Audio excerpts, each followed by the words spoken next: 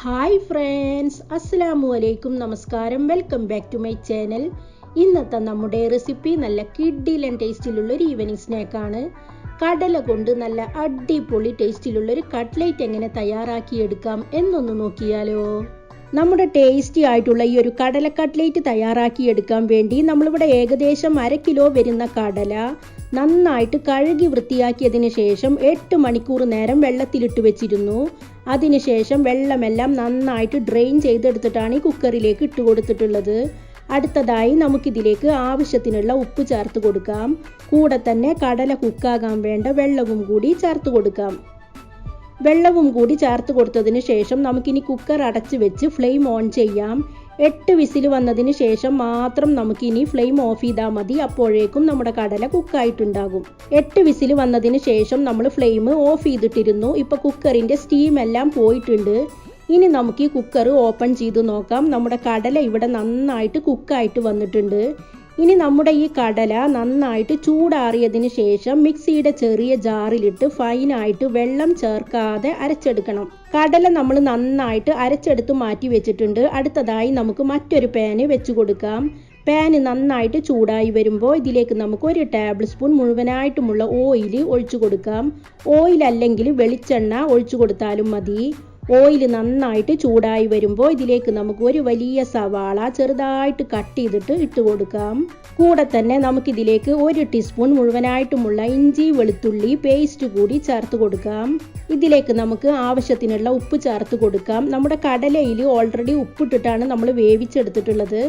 അതുകൊണ്ട് തന്നെ സവാളയിൽ ഉപ്പിടുമ്പോൾ പ്രത്യേകം ശ്രദ്ധിക്കുക. ഉപ്പും കൂടി ചേർത്ത് കൊടുത്തതിന് ശേഷം നമുക്ക് ഈ ഓയിലിലിട്ട് ഈ സവാളയും ഇഞ്ചിയും വെളുത്തുള്ളിയും നന്നായിട്ടൊന്ന് വഴറ്റിയെടുക്കാം. ഗോൾഡൻ ബ്രൗൺ കളറാവേണ്ട ആവശ്യമൊന്നുമില്ല. 2 മിനിറ്റ് ഒന്ന് നന്നായിട്ട് വഴറ്റിയെടുത്താൽ മാത്രം മതി. ഇപ്പം നമ്മുടെ സവാളയും ഇഞ്ചിയും വെളുത്തുള്ളിയും 2 മിനിറ്റ് ഒന്ന് നന്നായിട്ട് വഴറ്റിയെടുത്തിട്ടുണ്ട്. അടുത്തതായി നമുക്കിനി ഫ്ലെയിം കുറച്ച് വെക്കാം. അതിനുശേഷം പൊടികൾ ആഡ് ചെയ്ത് കൊടുക്കാം. 1 ടേബിൾ സ്പൂൺ മുഴുവനായിട്ടുമുള്ള മുളക് പൊടി, 1 ടേബിൾ സ്പൂൺ മുഴുവനായിട്ടുമുള്ള ചിക്കൻ മസാല പൗഡർ കൂടി ചേർത്ത് കൊടുക്കാം. 1/4 ടീസ്പൂൺ അളവിലുള്ള മഞ്ഞൾപ്പൊടി ചേർക്കാം. പൊടികളെല്ലാം ആഡ് ചെയ്ത് കൊടുത്തതിന് ശേഷം നമുക്കിത് നന്നായിട്ടൊന്ന് റോസ്റ്റ് ചെയ്തെടുക്കാം. പൊടികളുടെ പച്ചമണമൊക്കെ ഒന്ന് നന്നായിട്ട് മാറിക്കിട്ടണം. പൊടികളെല്ലാം നന്നായിട്ട് റോസ്റ്റ് ചെയ്തെടുത്തതിന് ശേഷം നമുക്ക് ഈ കടല അരച്ചത് ഇതിലേക്ക് ഇട്ട് കൊടുക്കാം. കടല അരച്ചത് മുഴുവനായിട്ടും ഇതിലേക്ക് ഇട്ട് കൊടുത്തതിന് ശേഷം ഇതിൻ്റെ കൂടെ തന്നെ നമുക്കൊരു പൊട്ടാറ്റോ ബോയിൽ ചെയ്തത് കൂടി ഇട്ട് കൊടുക്കാം. വലിയ ഒരു പൊട്ടാറ്റോ ഉപ്പ് മാത്രം ഇട്ട് കുക്കറിൽ നന്നായിട്ട് വേവിച്ചെടുത്ത ശേഷം മാഷ് ചെയ്തെടുത്തിട്ടാണ് നമ്മൾ ഇതിലേക്ക് ചേർത്ത് കൊടുക്കുന്നത്. കൂടെ തന്നെ നമുക്കിതിലേക്ക് കുറച്ചധികം തന്നെ മല്ലിയില ചെറുതായിട്ട് കട്ട് ചെയ്തത് കൂടി ചേർത്ത് കൊടുക്കാം. മല്ലിയില കയ്യിലില്ലെങ്കിൽ കറിവേപ്പില ചെറുതായിട്ട് കട്ട് ചെയ്തിട്ട് ചേർത്ത് കൊടുത്താലും മതി. മല്ലിയില കട്ട് ചെയ്തത് കൂടി ചേർത്ത് കൊടുത്തതിന് ശേഷം നമുക്കിതെല്ലാം കൂടി നന്നായിട്ടൊന്ന് മിക്സ് ചെയ്ത് കൊടുക്കാം. കടലയൊക്കെ ഇപ്പോൾ എല്ലാവരുടെയും വീട്ടിൽ റേഷൻ കടകളിൽ നിന്നും ഇഷ്ടം പോലെ ലഭിക്കുന്നുണ്ടെന്നറിയാം. ഒരുപാട് പേർക്ക് സ്റ്റോക്ക് ഉണ്ടെന്നറിയാം. അപ്പോൾ ഒട്ടും തന്നെ സമയം കളയാതെ ഇതുപോലൊരു അടിപൊളി കട്ട്ലേറ്റ് തയ്യാറാക്കി എടുക്കുക. നല്ല ടേസ്റ്റി ആയിട്ടുള്ളൊരു ഈവനിങ് സ്നാക്കാണിത്. എല്ലാവരും ട്രൈ ചെയ്ത് നോക്കുക. ഇപ്പം നമ്മൾ എല്ലാം കൂടി നന്നായിട്ട് മിക്സ് ചെയ്തെടുത്തിട്ടുണ്ട്. ഇനി നമുക്ക് ഈ മിക്സ് ഒന്ന് ചൂടാറാൻ വേണ്ടി മാറ്റി വെക്കാം. ഇപ്പം നമ്മുടെ മിക്സ് 1 മണിക്കൂറിന് ശേഷം നന്നായിട്ട് ചൂടെല്ലാം പോയിട്ടുണ്ട്. ഇനി നമുക്കിത് ഷേപ്പ് ചെയ്തെടുക്കണം.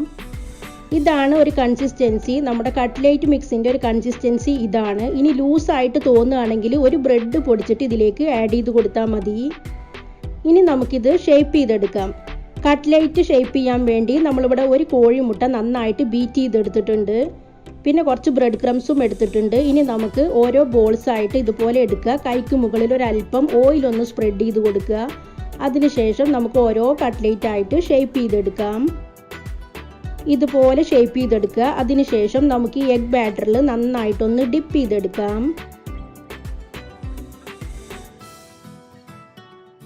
എഗ് ബാറ്ററിൽ നന്നായിട്ട് ഡിപ്പ് ചെയ്തെടുത്തതിന് ശേഷം നമുക്ക് ഈ ബ്രെഡ് ക്രംസ് വെച്ച് നന്നായിട്ടൊന്ന് കോട്ട് ചെയ്യാം.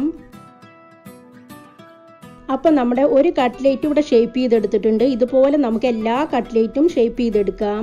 അപ്പം നമ്മുടെ കട്ട്ലേറ്റ് എല്ലാം ഇവിടെ ഫ്രൈ ചെയ്യാൻ റെഡി ആയിട്ടുണ്ട്. ഇനി നമുക്ക് കട്ട്ലേറ്റ് ഫ്രൈ ചെയ്തെടുക്കാം. അപ്പം നമ്മുടെ കടല കട്ട്ലേറ്റ് ഫ്രൈ ചെയ്തെടുക്കാൻ വേണ്ടി ഓയിൽ ഇവിടെ നന്നായിട്ട് ചൂടായി വന്നിട്ടുണ്ട്. മീഡിയം ഫ്ലെയിമിൽ ഇട്ടിട്ട് വേണം ഈ കട്ട്ലേറ്റ് ഫ്രൈ ചെയ്തെടുക്കാൻ. ഇതിൻ്റെ ഉള്ളിലുള്ള എല്ലാ ഇൻഗ്രീഡിയൻസും ഓൾറെഡി കുക്ക്ഡ് ആണ്. അതുകൊണ്ട് തന്നെ ഒരുപാട് സമയമൊന്നും ഇനി ഫ്രൈ ചെയ്യേണ്ട ആവശ്യമില്ല.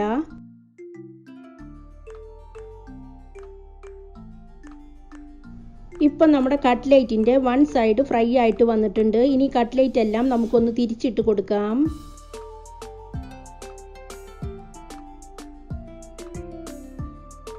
അപ്പം നമ്മുടെ കടല കട്ട്ലേറ്റ് എല്ലാം ഇവിടെ ഫ്രൈ ആയിട്ട് വന്നിട്ടുണ്ട്. ടേസ്റ്റിയും ഹെൽത്തിയുമായ ഈ കടല കട്ട്ലേറ്റ് എല്ലാവരും ട്രൈ ചെയ്ത് നോക്കുക.